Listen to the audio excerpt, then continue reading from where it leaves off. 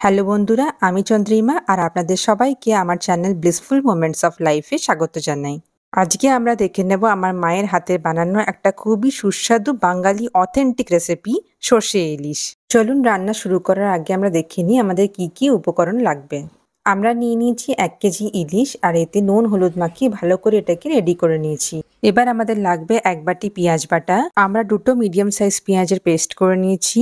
হলুদ গুঁড়ো, 8 থেকে 10টা রসুনের কলি কুচু কুচু করে কাটা, জিরে গুঁড়ো, লাল লঙ্কা গুঁড়ো, আদার পেস্ট আর দুটো মিডিয়াম সাইজ পেঁয়াজ লম্বা লম্বা করে কাটা, 4-5টা কাঁচা লঙ্কা। আর এই রেসিপিটার মেন উপকরণ হচ্ছে সর্ষের পেস্ট।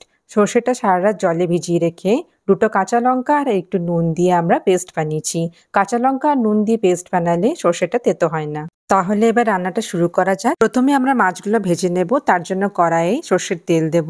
যাতে করে মাছগুলো কড়াইয়ে ধরে না যাক তার জন্য তেলে একটু নুন ছিটিয়ে দিন। তেলটা ভালো রকম গরম হয়ে এলে মাছগুলো একটা একটা করে তেলে ছেড়ে দিন।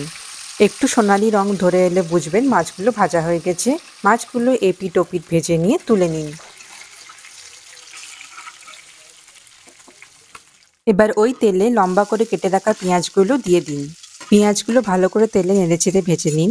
যখন একটু সোনালি রং ধরে আসবে পেঁয়াজে, তখন কেটে রাখা রসুনগুলো দিয়ে দিন। পেঁয়াজ আর রসুন ভালো করে ভাজা হয়ে গেলে আদা পেস্টটা অ্যাড করে এবার ভালো করে আরেকবার নেড়েচেড়ে নিন। এবার একটা বাটিতে জিরে গুঁড়ো আর লঙ্কা গুঁড়ো জল দিয়ে গুলে নিন। আমরা এই পেস্টের সাথে হলুদ গুঁড়ো মিক্স করব না, হলুদ গুঁড়ো আমরা লাস্টে দেব। এবার জিরে লঙ্কার গুঁড়ো পেস্টটা কড়াইয়ে দিয়ে একটু নেড়েচেড়ে নিন। এবার ভালো করে নেড়েচেড়ে ভেজে নিন। যখন কাঁচা মশলার গন্ধটা চলে যাবে তখন এতে করে রাখা পেঁয়াজের পেস্টটা দিয়ে দিন। এবার মশলাটা ততক্ষণ ধরে নেড়েচেড়ে ভালো করে ভেজে নিন যতক্ষণ না মশলা থেকে তেল ছেড়ে আসছে। মশলা ভালো করে ভাজা না হলে একটা কাঁচা কাঁচা গন্ধ ছাড়ে, তাই খুব ভালো করে ভাজাটা দরকার। আমার মায়ের হাতে বানানো এই সুস্বাদু রেসিপিটা অবশ্যই ট্রাই করবেন আর আমাকে কমেন্ট করে জানাবেন আপনাদের কেমন লাগলো। মশলা ভালো করে ভাজা হয়ে গেছে আর তলায় একটু করে ধরে আসছে, তাই আমরা জল দিয়ে এটা ভালো করে নেড়েচেড়ে নেব। এবার বেটে রাখা সর্ষের লঙ্কার পেস্টটা ভালো করে ছাঁকনি করে ছেঁকে নিন, যাতে করে সর্ষের খোসাগুলো আলাদা হয়ে যাক। অনেকেই সর্ষের পেস্টটা ছাঁকে না, এতে রান্না করার পরে রেসিপিটা খুব তেতো লাগে খেতে। তাই আপনারা রান্না করার সময় অবশ্যই সর্ষের খোসাগুলো ছেঁকে আলাদা করে নেবেন। এবার এই পেস্টটায় আর একটু জল মিশিয়ে এটাকে পাতলা করে আমরা কড়াইয়ে দিয়ে দেব।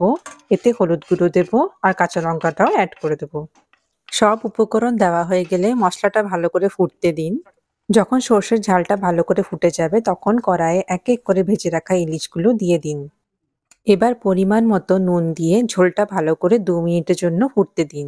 সর্ষেটা যখন বাড়ানো আঁচে বেশ কয়েক মিনিটের জন্য ফুটে যাবে তখন ঢাকা দিয়ে জালটা মিডিয়ামে করে আরও বেশ কয়েক মিনিটের জন্য ফুটিয়ে নিন। প্রায় 5-10 মিনিট পরে যখন ঢাকা খুলে দেখবেন যে মাছগুলো ভালো করে সিদ্ধ হয়ে গেছে, তখন কাঁচা সর্ষের তেল একটু ওপর থেকে ঘুরিয়ে দিন।